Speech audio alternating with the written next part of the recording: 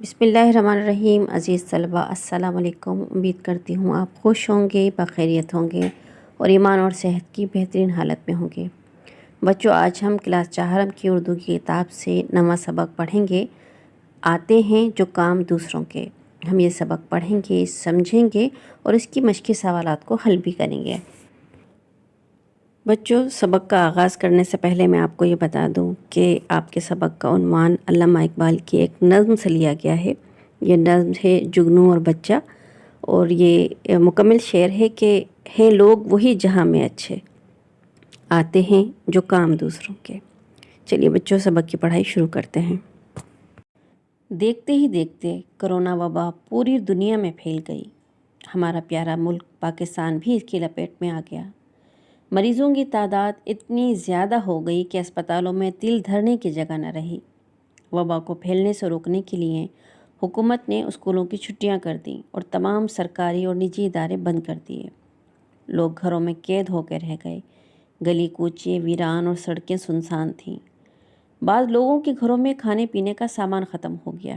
غریب لوگوں کی زندگی خاص طور پر بہت مشکل ہو گئی۔ ایسے حالات میں ایک دن احسان کے گھر کے دروازے پر دستک ہوئی۔ احسان کے ابا جان صدیق صاحب گھر سے نکلے۔ احسان بھی ان کے ساتھ تھا۔ باہر 2 افراد منہ پہ ماسک چڑھائے دور دور کھڑے تھے۔ صدیق صاحب نے ان دونوں افراد کو سلام کیا۔ انہوں نے سلام کا جواب دیا۔ پھر ان دونوں نے صدیق صاحب سے کوئی بات کی، جس کے بعد صدیق صاحب گھر گئے، ایک تھیلا آٹا کھانے پینے کا سامان لیا اور ان کی گاڑی میں ڈال دیا، اور صدیق صاحب نے انہیں کچھ رقم بھی دی، جس کا انہوں نے شکریہ ادا کیا اور چل دیے۔ احسان یہ سب کچھ دیکھ رہا تھا۔ اس نے صدیق صاحب سے پوچھا، ابا جان یہ کون لوگ ہیں؟ صدیق صاحب: بیٹا، یہ خدمت خلق کی ایک تنظیم کے لوگ ہیں۔ یہ مشکل حالات میں غریبوں، ناداروں اور ضرورت مندوں کی مدد کرتے ہیں۔ احسان: ابا جان یہ سامان کہاں لے کر جائیں گے؟ صدیق صاحب: یہ لوگ کرونا وائرس سے بچنے کے لیے ضروری چیزیں تمام لوگوں کو دیتے ہیں، مثلاً ماسک اور سینیٹائزر وغیرہ۔ باقی کھانے پینے کی چیزیں امیروں سے لے کر ضرورت مندوں تک پہنچاتے ہیں۔ آپ کو پتہ ہے کہ اس وقت دکانیں، بازار اور ریستوران بند ہیں۔ اس وبا سے وہ لوگ زیادہ متاثر ہوئے ہیں جو دن کو محنت مزدوری کر کے شام کو اپنی اور اپنے بچوں کی ضروریات پوری کرتے ہیں۔ اب انہیں کام نہیں مل رہا، وہ خالی ہاتھ ہیں۔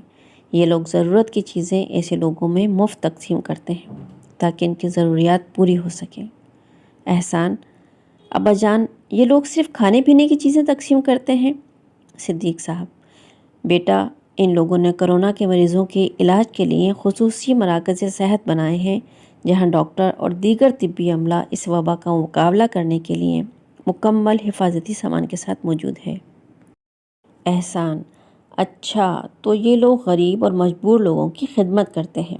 صدیق صاحب: ہاں بیٹا، کسی لالچ اور غرض کے بغیر صرف اللہ تعالیٰ کی رضا کے لیے لوگوں کی مدد کرنا خدمت خلق کہلاتا ہے۔ پاکستان میں خدمت خلق کی کئی تنظیمیں کام کرتی ہیں۔ احسان: کیا خدمت خلق کی یہ تنظیمیں صرف وبا کے موقع پہ کام کرتی ہیں؟ صدیق صاحب: بیٹا، یہ تنظیمیں ہر قسم کی قدرتی آفات میں لوگوں کی مدد کرتی ہیں۔ یہ سیلاب سے متاثرہ لوگوں کے کام آتی ہیں۔ اس کے علاوہ یہ تنظیمیں عام حالات میں بھی لاچار، بیمار اور غریب لوگوں کی مدد کرتی ہیں۔ زخمیوں کو اسپتال پہنچانے کے لیے ایمبولینس مہیا کرتی ہیں، زخمیوں کے لیے خون کا بندوبست کرتی ہیں، اسپتال بناتی ہیں، غریب طالب علموں کو وظائف دیتی ہیں اور بے روزگاروں کو قرضے فراہم کرتی ہیں۔ احسان: ابا جان یہ تو بہت اچھی بات ہے۔ میں بڑا ہو کر خدمت خلق کا کام کروں گا اور لوگوں کے کام آؤں گا۔ صدیق صاحب مسکراتے ہوئے: بڑے ہونے کا انتظار کیوں؟ آپ اس وقت بھی خدمت کے کام کر سکتے ہیں۔ احسان چونک کر: وہ کیسے؟ صدیق صاحب: اپنے جیب خرچ سے مجبور لوگوں کی مدد کر کے۔ احسان نے کچھ دیر سوچا، پھر اپنی جیب سے 100 روپے کا نوٹ نکالا اور اپنے ابا جان کے ہاتھ میں دیتے ہوئے کہا، اگلی دفعہ جب یہ لوگ آئیں تو ان کو میری طرف سے دے دیجیے گا۔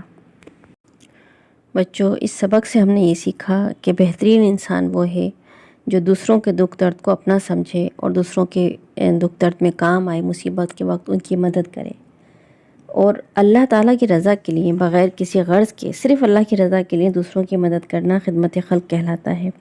یعنی کہ جب آپ کسی لالچ یا کسی غرض کے بغیر کسی کی مدد کرتے ہیں، کسی دوسرے کی، کسی ضرورت مند کی، تو اس کا نہ صرف آپ کو بے پناہ اجر ملتا ہے، ثواب ملتا ہے، بلکہ ایک دلی اطمینان بھی ملتا ہے کہ ہم کسی کے کام آئے، کسی کی مصیبت دور کرنے میں، کسی کی پریشانی ختم کرنے میں ہمارا بھی تھوڑا سا حصہ ہے۔ تو یہ سب چیزیں اگر ہم کرتے ہیں تو ہم دیکھیں کہ ہمارے نبی کریم صلی اللہ علیہ وسلم نے بھی اپنی پوری زندگی میں لوگوں کا ساتھ دیا ہے، ان کی مصیبت میں، ان کی پریشانیوں میں اور ان کے دکھ درد میں ہمیشہ ساتھ کھڑے رہے، ان کی مدد کی بغیر کسی غرض کے، بغیر کسی لالچ کے، اللہ کی رضا کے لیے۔ اور ہمارے پیارے نبی نے لوگوں کی مدد کرتے وقت یہ نہیں سوچا کہ یہ مسلمان ہے یا غیر مسلم ہے، سب کی مدد کی، اس کو بھی دیکھتے تھے جن کو ان کی مدد کی ضرورت ہوتی تھی، آگے بڑھ کر مدد کیا کرتے تھے۔ پاکستان میں بھی کئی فلاحی تنظیمیں ہیں جو بغیر کسی لالچ یا غرض کے لوگوں کی مدد کر رہی ہیں، لوگوں کی خدمت کے لیے پیش ہیں، جس میں ایدھی ویلفیئر ٹرسٹ ہے، چھیپا ویلفیئر ٹرسٹ ہے، سیلانی، ڈاکٹر لطفاؤ نے بہت اپنی پوری زندگی وقف کر دی، بہت کام کیا لوگوں کی بہتری کے لیے، لوگوں کی خدمت کے لیے۔ تو یہ بہت بڑے بڑے نام ہیں اور ایک لمبی لسٹ ہے جو ماشاءاللہ لوگ کرتے ہیں، دوسروں کے کام آتے ہیں، دوسروں کی مصیبت دور کرنے کے لیے، پریشانی دور کرنے کے لیے، ان کی ہیلپ کرنے کے لیے ہمیشہ پیش رہتے ہیں۔ تو بچوں، یہ تو بہت بڑے بڑے نام ہیں، لیکن آپ اسٹوڈنٹ ہیں، آپ ابھی بچے ہیں، آپ بھی دوسروں کی مدد کر سکتے ہیں۔ بہت سے کام ہیں جو آپ کر کے آپ دوسروں کے لیے، دوسروں کی پریشانی کم کر سکتے ہیں، دوسروں کی مدد کر سکتے ہیں۔ اگر آپ کی کلاس فیل ہو، اس کو پڑھائی میں کمزور ہے آپ کا کوئی کلاس فیل ہو، اور آپ اس کو پڑھا سکتے ہیں، فارغ وقت میں اس کو پڑھا کر اس کی پڑھائی میں ہیلپ کر سکتے ہیں۔ اگر کسی کے پاس پین یا پینسل نہیں ہے تو آپ کے پاس اگر ایکسٹرا ہے تو آپ اس کی مدد کر سکتے ہیں۔ راستے سے رکاوٹ ہٹا دینا بھی خدمت خلق۔ اب سبق میں شامل مشکل الفاظ اور ان کے معنی سمجھیے۔ وبا کے معنی ہے متعدی بیماری، نیسی بیماری جو ایک سے دوسرے کو لگ جاتی ہے اور بہت جلدی سے پھیلتی ہے۔ سنسان کے معنی ہے ویران یا غیر آباد۔ ماسک کے معنی ہے وائرس سے بچنے کے لیے منہ اور ناک ڈھانپنے کا پردہ۔ لپیٹ میں آنا یعنی پھنس جانا۔ آفت، مصیبت یا تکلیف کو کہتے ہیں۔ رضاکار کے معنی ہے اپنی مرضی سے بلا معاوضہ کام کرنے والا۔ تل دھرنے کی جگہ نہ رہنا، اس کے معنی ہے بالکل جگہ نہ رہنا، بہت زیادہ بھیڑ ہونا۔ سینیٹائزر کے معنی ہے ایسی دوا جسے ہاتھوں پہ مل کر جراثیم سے بچے رہتے ہیں۔ زلزلے کا مطلب ہے زمین کا ہلنا یا بھونچال۔ سیلاب کے معنی ہے پانی کا بڑا ریلا جس سے جان و مال کا نقصان ہو سکتا ہے۔ اور لاچار کے معنی ہے مجبور۔ آپ نے کیا سمجھا؟ درست بیان کے سامنے ٹک اور غلط بیان کے سامنے کراس کا نشان لگائیے۔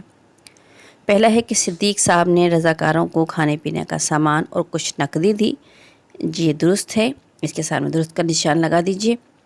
دوسرا ہے کہ عام افراد خدمت خلق کا کام نہیں کر سکتے، یہ غلط ہے، اس کے سامنے آپ کراس لگا دیجئے۔ تیسرا ہے کہ خدمت خلق کی تنظیم صرف وبا کے موقع پہ کام کرتی ہے، یہ بھی غلط ہے، کراس کا نشان لگا دیجئے۔ پھر ہے خدمت خلق کی تنظیمیں غریب طلبہ کو وظائف بھی دیتی ہیں، یہ درست ہے، آپ نشان لگا دیجئے۔ آخری ہے کہ کرونا وبا کے دوران میں لوگ گھروں میں قید تھے، بالکل درست، آپ صحیح کا نشان اس پر لگا دیجئے۔ اب دیے ہوئے سوالوں کا جواب لکھیے۔ پہلا سوال ہے کہ حکومت نے وبا کو پھیلنے سے روکنے کے لیے کیا اقدامات کیے؟ اس کا جواب ہے کہ وبا کو پھیلنے سے روکنے کے لیے حکومت نے اسکولوں کی چھٹیاں کر دیں اور تمام سرکاری اور نجی ادارے بند کر دیے۔ دوسرا سوال ہے خدمت خلق سے کیا مراد ہے؟ اس کا جواب ہے کسی لالچ اور غرض کے بغیر صرف اللہ تعالیٰ کی رضا کے لیے لوگوں کی مدد کرنا خدمت خلق کہلاتا ہے۔ تیسرا سوال ہے خدمت خلق کے رضاکار کرونا وبا کے دوران میں لوگوں کو کیا چیزیں تقسیم کر رہے تھے؟ اس کا جواب ہے کہ یہ لوگ کرونا وائرس سے بچنے کے لیے ضروری چیزیں تمام لوگوں کو دیتے ہیں، مثلاً ماسک اور سینیٹائزر وغیرہ۔ اس کے ساتھ کھانے پینے کی چیزیں امینوں سے لے کر ضرورت مندوں تک پہنچاتے۔ اگلا سوال ہے خدمت خلق کی تنظیمیں کن موقعوں پر لوگوں کے کام آتی ہیں؟ اس کا جواب ہے یہ تنظیمیں ہر قسم کی قدرتی آفات میں لوگوں کی مدد کرتی ہیں، یہ سیلاب سے متاثرہ لوگوں کے کام آتی ہیں۔ اس کے علاوہ یہ تنظیمیں عام حالات میں بھی لاچار، بیمار اور غریب لوگوں کی مدد کرتی ہیں، غریب طالب علموں کو وظائف اور بے روزگاروں کو قرض فراہم کرتی ہیں، زخمیوں کے لیے ایمبولینس اور خون کی فراہمی کا بندوبست بھی کرتی ہیں۔ اگلا سوال ہے کہ آپ خدمت خلق کا کون سا کام کرنا چاہتے ہیں؟ اس کا جواب ہے کہ میں اپنے محلے اور کلاس کے بچوں کی پڑھائی میں مدد کروں گی اور اپنے جیب خرچ سے پیسے بچاؤں گی تاکہ وہ پیسے کسی ضرورت مند کے کام آ سکیں۔ مل کر کریں بات۔ نیچے دیے ہوئے ہر جملے میں ایک صورتحال دی گئی ہے، غور کر کے بتائیں کہ ایسے موقعوں پر آپ کیا کریں گے۔ اگر راستے میں ایک زخمی پرندہ پڑا ہے، ہم پرندے کو اٹھائیں گے اور اس کے زخموں پہ مرہم لگائیں گے اور اسے پانی پلائیں گے۔ دوسرا اس میں جملہ ہے، ایک مسافر کو بھوک لگی ہے تو ہم اسے گھر سے کھانا لا کر کھلا دیں گے۔ تیسرا جملہ ہے کہ ایک بڑھیا سڑک پار کرنے کے لیے کنارے پہ کھڑی ہے تو ہم اس سے سڑک پار کروا دیں گے۔ اور پھر ہے کہ آپ کے دوست کی کتاب گم ہو گئی ہے تو ہم اس کی کتاب ڈھونڈنے میں مدد کریں گے۔ اب ہے لفظوں کا کھیل۔ درج ذیل جملوں کو غور سے پڑھیں۔ میں نے کشتی میں بیٹھ کر دریا کی سیر کی۔ اب دوسرا جملہ ہے، ناصر ٹی وی پر پہلوانوں کی کشتی دیکھ رہا تھا۔ اوپر دیے ہوئے جملوں میں ایک لفظ کشتی استعمال ہوا ہے، لیکن ہم دیکھتے ہیں کہ اعراب بدلنے سے معنی میں تبدیلی آئی ہے۔ بچوں، اعراب کہتے ہیں زیر، زبر اور پیش کو۔ تو کسی بھی لفظ پر ان اعراب کی تبدیلی سے اس لفظ کے جو تلفظ ہے وہ بھی بدل جاتا ہے اور اس کے بعض اوقات اس کے معنی بھی بدل جاتا ہے۔ اس لیے لکھتے ہوئے اعراب کا خیال رکھیے اور بولتے ہوئے تلفظ کا دھیان ہمیشہ رکھنا چاہیے۔ ان الفاظ کو جملوں میں اس طرح استعمال کریں کہ ان کا مفہوم واضح ہو جائے۔ اس میں پہلا لفظ ہے بھلا، تو جملہ بنا دیجئے کہ دوسروں کا بھلا کرو۔ بھلا، میں نے احمد کی غلطی کو بھلا دیا۔ چوک، چوک پر ٹریفک کے اشارے لگے ہوئے ہیں، اب اس پر پیش لگا دینے سے یہ بن گیا چوک۔ اب اس کا جملہ یوں ہے کہ احمد سے چوک ہوئی اور اس کا پاؤں پھسل گیا۔ بل، میں اپنے بل پر ترقی کرنا چاہتا ہوں اور اس پہ زیر لگا دیا تو یہ لفظ ہو گیا بل، میں نے بجلی کا بل جمع کرا دیا۔ پھر ہے کل، کل علی اسکول نہیں آیا تھا، اس پر اگر پیش کا ہم اضافہ کر دیں، زبر کی جگہ پیش لگا دیں تو بن گیا کل، میرے پاس کل 80 روپے ہیں۔ اب ہے قواعد سیکھیں۔ درج ذیل جملوں کو غور سے پڑھیں۔ جمیل کہتا ہے کہ میں اسلام آباد جاؤں گا۔ آبدہ بہت نیک ہے، وہ بزرگوں کا ادب کرتی ہے۔ تم نے ٹھیک کام کیا۔ ان جملوں میں وہ، تم ایسے ضمیر ہیں جو فاعل کی جگہ استعمال ہوئے ہیں، اس لیے ضمیر فاعلی کہلاتے ہیں۔ دی ہوئی عبارت میں ضمیر فاعلی کے گرد دائرہ لگائیے۔ آپ کو یاد ہوگا کہ ہم دونوں اسد صاحب سے ملے تھے، انہوں نے وقت کی پابندی کی تلقین کی تھی۔ اس کے بعد میں ہر کام وقت پر کرنے کی کوشش کرتا ہوں۔ انور بھی وقت کی پابندی کرتا ہے، وہ صبح سویرے اٹھتا ہے، اس نے کبھی کسی کام میں تاخیر نہیں کی۔ بچوں، اس میں جتنے بھی ضمیر فاعلی استعمال ہوئے ہیں ان سب کے نیچے میں نے لائن لگا دی ہے، نشان لگا دی ہیں، آپ انہیں نوٹ کر لیجیے۔ اس عبارت میں آپ، ہم، انہوں، میں، وہ، اس، یہ ضمیر فاعلی ہیں۔ دی ہوئی عبارت درست تلفظ اور روانی سے پڑھیں۔ ریل گاڑی اسٹیشن پہ رکی تو کتنے ہی مسافر ایک ساتھ اترے۔ اترنے والوں میں ایک بابا جی بھی تھے، ان کے ساتھ ایک کم سن لڑکا تھا، یعنی چھوٹی عمر کا لڑکا تھا جس کی عمر کم تھی۔ دھوپ بہت تیز تھی، ہر کوئی اس کوشش میں تھا کہ کسی طرح سائے میں چلا جائے یا فوراً کسی سواری پہ بیٹھ کر اپنے گھر کی طرف روانہ ہو جائے۔ بابا جی ضعیف تھے، یعنی بوڑھے تھے، شاید کچھ بیمار بھی تھے۔ انہوں نے ادھر ادھر دیکھا لیکن نہ تو کہیں سایہ تھا اور نہ بیٹھنے کی جگہ، انہیں کوئی لینے بھی نہیں آیا تھا۔ اچانک ایک لڑکا بابا جی کے پاس پہنچا، کہنے لگا، بابا جی آپ پریشان نظر آتے ہیں، کیا میں آپ کی کوئی مدد کر سکتا ہوں؟ بابا جی نے کہا، بیٹا میں اس شہر میں پہلی مرتبہ آیا ہوں، میں اس شہر میں پہلی بار آیا ہوں، مجھے یہاں کے بارے میں کچھ معلوم نہیں، مجھے اس پتے پہ جانا ہے۔ بابا جی نے ایک کاغذ اس لڑکی کی طرف بڑھایا، لڑکا ان کے ساتھ روانہ ہوا اور بابا جی کو منزل تک پہنچا دیا۔ کچھ نیا لکھیں۔ خدمت خلق کے موضوع پر 3 پیراگراف پر مشتمل کوئی کہانی لکھیں۔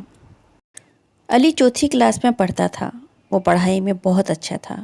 آج اس کے میتھ کے ٹیسٹ کا رزلٹ آنا تھا اور جب ٹیچر نے بتایا کہ اس نے میتھ کے ٹیسٹ میں سب سے زیادہ نمبر لیے ہیں تو اس کو بہت خوشی ہوئی۔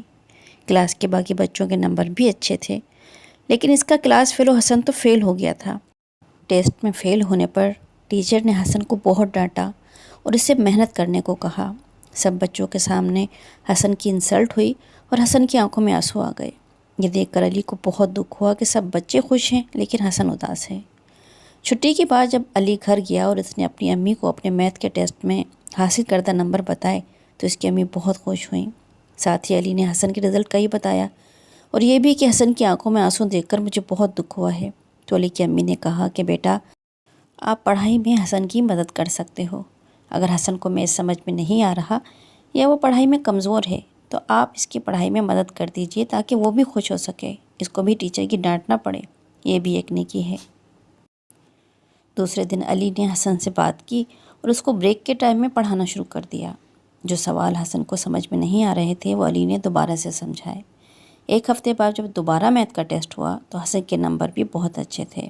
اب علی اور حسن دونوں بہت خوش تھے۔ امید ہے آپ کو کہانی اچھی لگی ہوگی۔ چینل کو سبسکرائب کر دیجیے گا اور ویڈیو کو لائک ضرور کر دیجیے گا۔ اللہ حافظ۔